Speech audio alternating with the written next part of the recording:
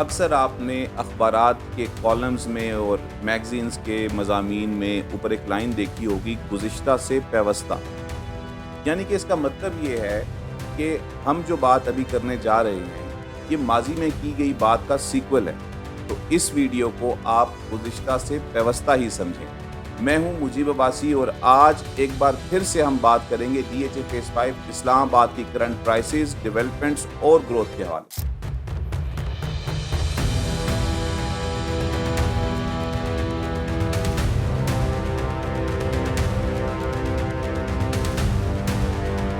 تقریباً 2 ماہ پہلے ہم نے آپ کے لیے ڈی ایچ اے فیز 5 اسلام آباد کی ایک ویڈیو اپلوڈ کی تھی، تو آج ہم آپ کے لیے لائے ہیں ڈی ایچ اے فیز 5 کی تازہ ترین اپڈیٹس، جس میں ہم 2 ماہ پہلے کی پرائسز اور آج کی کرنٹ پرائسز اور مارکیٹ سچویشن کو ڈسکس کریں گے۔ سب سے پہلے ہم کرتے ہیں پرائس انالیسس۔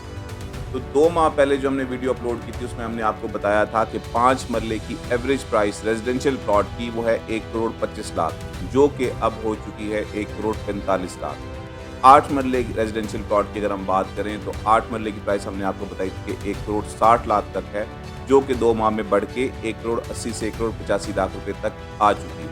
اور 10 مرلے کی اگر ہم بات کریں تو 1,90,00,000 روپے ایوریج پرائس بتائی تھی، جو کہ بڑھ کے اب ہو چکی ہے 2,10,00,000 سے 2,15,00,000۔ ایک کنال کے ریزیڈنشیل پلاٹ کی قیمت 2.5 کروڑ سے لے کے 4.5 کروڑ روپے تک تھی، جو کہ اب بڑھ کے 2,90,00,000 سے لے کے 4,75,00,000 کی سلیب میں آ چکی ہے۔ کچھ اسپیشل کیٹیگریز کے پلاٹس نے 5 کروڑ کا فگر اچیو کیا ہے یا اس سے زائد کا بھی اچیو کیا ہے۔ 2 کنال کی اگر ہم بات کریں تو اس کی جو منیمم رینج تھی وہ 7.5 کروڑ تھی، جو کہ اب بڑھ کے 8.5 کروڑ تک چلی گئی۔ کمرشل کی بات کرتے ہیں تو سینٹرل کمرشل میں 4 اور 6 مرلہ میں 25 سے 50 لاکھ کا اضافہ دیکھنے میں آیا ہے، جبکہ ایکسپریس وے کمرشل میں تقریباً 35 سے 60 لاکھ کا اضافہ دیکھنے میں آیا ہے۔ اب اس پرائس انالیسس پہ غور کرنے سے ہمیں پتہ چلتا ہے کہ ریزیڈنشیل میں اچھی خاصی تیزی آئی ہے، پرائسز بڑھ رہی ہیں اور مسلسل بڑھ رہی ہیں۔ اس کے مختلف فیکٹرز ہیں کہ یہ کیوں بڑھ رہی ہیں اور ایسا کیوں ہے، اس کے اوپر ہم آپ کو بتاتے ہیں۔ سب سے امپورٹنٹ جو چیز ہے، پہلی چیز وہ ہے ڈی ایچ اے فیز 5 کی امپورٹنٹ اسٹریٹجک لوکیشن۔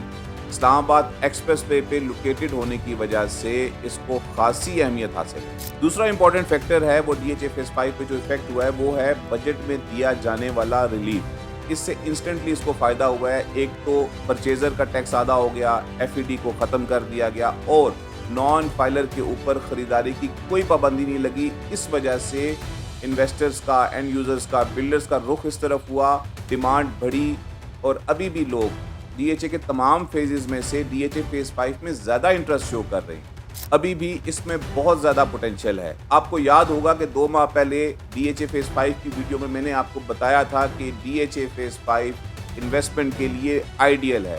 ایک وقت آئے گا کہ جب فیز 5 کے rates D H A phase 2 کے ریٹس کے برابر پہنچ جائیں گے اور وہ وقت دور نہیں ہے۔ میں ابھی بھی آپ کو کہہ رہا ہوں کہ جس ریٹ پہ آج آپ کو پلاٹس مل رہے ہیں کل کو اس ریٹ پہ نہیں ملنے، اس لیے خرید لیں ورنہ پچھتائیں گے۔ اب ہم بات کرتے ہیں منگل 22 جولائی 2025 کو پیش آنے والے افسوسناک واقعے کے بارے میں۔ ڈی ایچ اے فیز 5 کے ایک رہائشی اپنے بیٹی کے ہمراہ گھر سے نکلے اور فلیش فلڈنگ کی زد میں آ گئے۔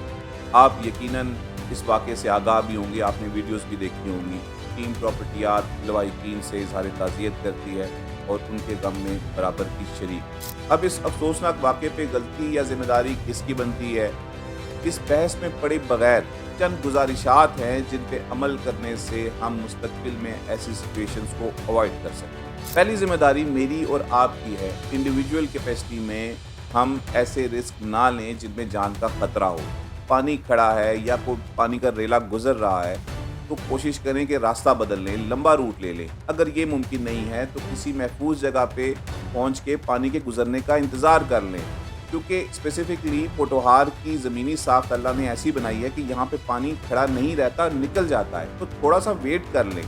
آپ کی کوئی بھی ذاتی، کاروباری یا پروفیشنل مصروفیت آپ کی زندگی سے زیادہ قیمتی نہیں ہے۔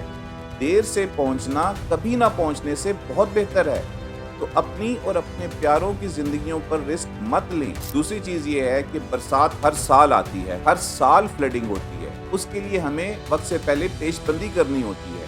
ندی نالوں کی صفائیاں کرنی ہوتی ہیں، لیکن اس سال ندی نالوں کی صفائیاں نہیں کی گئی۔